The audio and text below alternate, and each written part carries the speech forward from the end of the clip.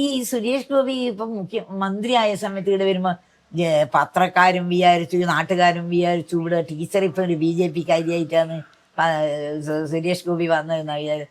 സുരേഷ് ഗോപിന്റെ രാഷ്ട്രീയം വേറെ. ഞാൻ ജനിച്ച് വളർന്നത് ഈ കമ്മ്യൂണിസ്റ്റ് എന്ന് പറഞ്ഞ പാർട്ടി ഇവിടെ വന്നത്. അതിൻ്റെ എല്ലാ വിഷമതകളും സഹിച്ച് വളർന്ന ഒരു ആളാ ഞാൻ. ഇത്രയ്ക്ക് ഇന്നസെന്റ് ആയിട്ടല്ല, ഇത്രയ്ക്ക് ലളിതമായിട്ടൊരു മുഖ്യമന്ത്രി എന്ന് പറയുന്നത് ടീച്ചർ തന്നെ പറഞ്ഞിട്ടുണ്ട്. കരുണാകരനുമായിട്ടുള്ള സൗഹൃദം പറയുമ്പോ കരുണാകരൻ വന്ന് വയ്യാതെ കിടക്കുമ്പോ പറഞ്ഞു ഇങ്ങനെ അംബാസഡർ കാറിലൊന്നും പോകരുത്. പാവം ആ കാറിൽ അവസാനം അധികം യാത്ര ചെയ്യാനും കൂടി പറ്റിയില്ല.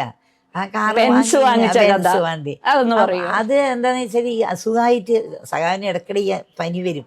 ഈ ടൂറ് ഇങ്ങനെ വളരെ ദൂരല്ലേ യാത്ര, ഈ മറ്റേ അംബാസഡറിലെ യാത്ര ചെയ്യുന്നത്. അപ്പൊ AC ഇടുകയില്ല. അയ്യോ AC ഒന്നും ഇട്ട തണുപ്പാന്ന് പറയുമ്പോ ഇപ്പോഴത്തെ കുട്ടികൾ AC-ലാണ് വണ്ടി കയറുക. അപ്പൊ അങ്ങനെ അത് കൂടെയുള്ളവരും ഗവൺമെന്റ്മാരും ഇവരെല്ലേ ഇവര് അവർക്കും സഖാവിന് വേണ്ടെങ്കിൽ പിന്നെ അവർക്കും വിടാൻ പറ്റില്ല. അങ്ങനെ കരുണാകരൻ പിറ്റേന്ന് കാലത്ത് ഇങ്ങനെ പത്രം വായിച്ച ഉടനെ ഇങ്ങനെ മുഖ്യമന്ത്രി നായനാർ ആസ്പത്രിയിലാന്ന് കണ്ട് ഉടനെ വായിച്ചാണ് ആദ്യം വന്നത്. കരുണാകരൻ വന്ന് എല്ലാ വർത്താനം എല്ലാം വളരെ സൗമ്യമായി പറഞ്ഞ് ലാസ്റ്റ് പറഞ്ഞു, നായനാരെ ഇനിയെങ്കിലും ഒരു കാര്യം ചെയ്യണം, നമുക്ക് പ്രായമായി വരുന്നതല്ലേ, ഇനി ഈ അംബാസിഡർ കാറിൽ ഇത്ര ദൂരം യാത്ര ചെയ്യാൻ പാടില്ല, അത് നമുക്ക് വളരെ ക്ഷീണം ഉണ്ടാക്കുന്നതാണ്, അതുകൊണ്ട് അതൊന്ന് കാറ് മാറ്റി വാങ്ങണം, അത് നമുക്ക് ആലോചിക്കാതിരുന്നവരാന്ന് പറഞ്ഞു. അങ്ങനെ ആസ്പത്രിയെല്ലാം വിട്ടു വന്ന് അതിൽ ക്യാബിനറ്റ് ചേർന്നപ്പോൾ അല്ല ടീച്ചറോട് പറഞ്ഞില്ലേ? അല്ല അതെന്നോട് തന്നെ ഈ കരുണാകരൻ തന്നെ ഞാൻ കാറ് വാങ്ങിയാൽ മറ്റു തിരിച്ചും പറയുന്നു പറഞ്ഞു അന്നേരം തന്നെ. അങ്ങനെ അവർ ക്യാബിനറ്റിൽ സഖാവ് ആവശ്യപ്പെട്ടു, ഇങ്ങനെ എനിക്ക് ഒരു യാത്ര ചെയ്യാൻ പറ്റുന്നില്ല ഇപ്പം, അതുകൊണ്ട് ഒരു കാറ് മാറ്റിയാൽ കൊള്ളാമെന്ന് പറഞ്ഞു. അത് പാർട്ടീൻ്റെ എല്ലാ അനുഭവത്തോടു കൂടി അല്ലാണ്ട് സഖാവ് ഒരു കാര്യം എനിക്ക് ഇന്നത് ചെയ്യണമെന്ന് പറയില്ലല്ലോ പാർട്ടീൻ്റെ അനുഭവത്തോടു കൂടി. അങ്ങനെ പറഞ്ഞപ്പോൾ പാർട്ടി പറയാത്ത കുറവ് ഉടനെ ഒരു എന്താ പറഞ്ഞത്, ഈ കാറിൻ്റെ പേരത് ബെൻസ് വണ്ടി വാങ്ങി. അതിൽ യാത്ര ചെയ്തിട്ടപ്പോഴേക്കും തന്നെ പോയ പ്രതിപക്ഷം ബഹളവും വെച്ചല്ലോ. അതെല്ലാം സ്വാഭാവികം. സഖാവിന്റെ വേറൊരു പ്രത്യേകത, നമ്മള് വെളിയിൽ നിന്ന് ഇപ്പൊ പത്രപ്രവർത്തകരാണെങ്കിലും നമ്മൾ കാണുമ്പോ ഇവരടിച്ചു പിരിഞ്ഞ് ഇനി വയ്യാന്ന് പറയുന്നത് മുഖത്ത് നോക്കി കറക്റ്റ് ആയിട്ട് ആന്റണി എനക്കറിയില്ലേ എന്ന് പറയുകയും ചെയ്യുമ്പോ ഇത്രയേറെ ഒരു ശത്രു ഇല്ലാത്ത ഒരാളുണ്ടായിട്ടില്ല. അതെങ്ങനെയാ സാധിക്കും? ടീച്ചറിന് ദേഷ്യം വരില്ലേ ഇങ്ങനെയൊക്കെ സഖാവിനെ പറയുമ്പോ? ഞാനും പിന്നെ അവസാനം അതെ എന്നോട് പറയും, എന്തിനാ സാരഥി നീ വിഷമിക്കുന്നത്, അതെല്ലാം അസംബ്ലിയിൽ അങ്ങ് അവർ പലതും പറയും, അതൊന്നും നമ്മൾ കേട്ടിട്ട് ഒന്നും നീ ബേജാറാവണ്ടെന്ന് പറയും എന്നോട്. അതൊന്നും കഴിഞ്ഞു. അങ്ങനെയാണെങ്കിൽ പിന്നെ ആരോടൊന്നും അങ്ങനെ എൻ്റെ അവധിക്ക് ഇപ്പം ക്ഷണിച്ചത് രാഷ്ട്രീയ ഭേദമന്യ ആൾ വന്ന് നീ വന്നില്ലെങ്കിൽ മറ്റുള്ളവരോട് അന്വേഷിക്കണത്. രാഷ്ട്രീയമുണ്ട്, RSP ഉണ്ട്, BJP ഉണ്ട്. BJPയിലെ ഒരു പത്മനാഭൻ ഉണ്ട്, ഭയങ്കര പപ്പനാഭൻ എന്നല്ലാന്ന് സ്നേഹത്തിൽ വിളിക്കുക. സുരേഷ് ഗോപി ഉണ്ട്. സുരേഷ് ഗോപിക്ക് ഒരു അച്ഛൻ ഒരു സ്നേഹം, ഒരു രാഷ്ട്രീയമല്ല, അതൊന്നും രാഷ്ട്രീയമല്ലപ്പ. അല്ല അതിനു മുമ്പ് മക്കളുടെ കല്യാണത്തിനൊക്കെ സുരേഷ് ഗോപി വന്നിട്ടുണ്ട്. സുരേഷ് ഗോപിക്ക് രാഷ്ട്രീയത്തിൽ അത് ഈ സുരേഷ് ഗോപി ഇപ്പം മുഖ്യമന്ത്രിയായ സമയത്ത് ഇവിടെ വരുമ്പോ പത്രക്കാരും വിചാരിച്ചു, നാട്ടുകാരും വിചാരിച്ചു ഇവിടെ ടീച്ചർ ഇപ്പൊ ഒരു BJP കാര്യമായിട്ടാണ് സുരേഷ് ഗോപി വന്നതെന്നാ വിചാരിച്ചു. സുരേഷ് ഗോപിന്റെ രാഷ്ട്രീയം വേറെ.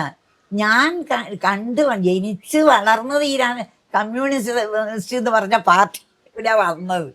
അതിൻ്റെ എല്ലാ വിഷമതകളും സഹിച്ച് വളർന്ന ഒരു ആളാ ഞാൻ അങ്ങനെ പാർട്ടി വിട്ടിട്ട് വേറൊരു പാർട്ടീനെ സപ്പോർട്ട് ചെയ്യുന്നത് നിങ്ങൾ ആരെങ്കിലും വിചാരിക്കുക. പക്ഷെ അതിലൊരു മനുഷ്യത്വം, അതാണ് ഈ സഖാവിനൊരു മനുഷ്യത്വമുണ്ട്. മനുഷ്യനുമായിട്ട് ഉള്ള ഒരു ബന്ധം, അതേ നിങ്ങൾ കണക്കാക്കണ്ടു. അല്ലാണ്ട് ഞാനൊരു BJP കാര്യമായിട്ടല്ല അയാൾ വന്നത്. മനുഷ്യനെ കാണുകയെന്ന് പറയില്ലേ, അതുപോലെ ഒരു മനുഷ്യനുമായിട്ടുള്ള ബന്ധം അത്. അങ്ങനെയാണ് സുരേഷ് ഗോപി വന്ന് സഖാവിനെ വളരെ വളരെ ഇതായിട്ട് സംസാരിക്കുള്ളൂ. കണ്ടാൽ അങ്ങനെയാണ് പിന്നെ ഈ ഗസ്റ്റ് ഹൗസിൽ ഞാൻ പിന്നെ ഇവിടെ താമസിക്കാൻ തുടങ്ങിയ ശേഷം ഗസ്റ്റ് ഹൗസിൽ അവിടെ മറ്റേ ക്ലിഫ് ഹൗസ് വന്നില്ല. ഇവിടെ ഗസ്റ്റ് ഹൗസിൽ വന്നാൽ അമ്മ ഞാൻ അങ്ങനെ വിളിക്കും, അമ്മ ഞാൻ അങ്ങോട്ട് വരുന്നുണ്ട്, എനിക്ക് രാവിലെ ബ്രേക്ക്ഫാസ്റ്റ് വേണമെന്ന് പറയും. അപ്പം ഞാൻ റെഡിയാക്കാം, അല്ലെങ്കിൽ ഉച്ചക്ക് ഊണ് വേണമെന്ന് പറയും. അങ്ങനെ എന്തെങ്കിലും കഴിച്ച അയാൾ പോയി. രാഷ്ട്രീയമൊന്നും നമുക്കില്ല, അതിൻ്റെ ഇടയ്ക്ക് രാഷ്ട്രീയമില്ല. ഇപ്പം ഗീതാ ബഷീൻ എൻ്റെ മുമ്പിലിരിക്കുന്നത് നീ ഏത് രാഷ്ട്രീയക്കാരിയാന്ന് എനിക്കറിയില്ലല്ലോ. അറിയില്ല. നീ ചോദിക്കുന്നത് ഞാൻ ഉത്തരം പറയുന്നത്. ഞാൻ നിന്നോട് ആദ്യം നിന്റെ രാഷ്ട്രീയം ചോദിച്ചിട്ടല്ലല്ലോ നിന്റെ മുമ്പിൽ ഇരുന്നത്. അതുപോലെ തന്നെ അതാണ് രാഷ്ട്രീയമില്ല.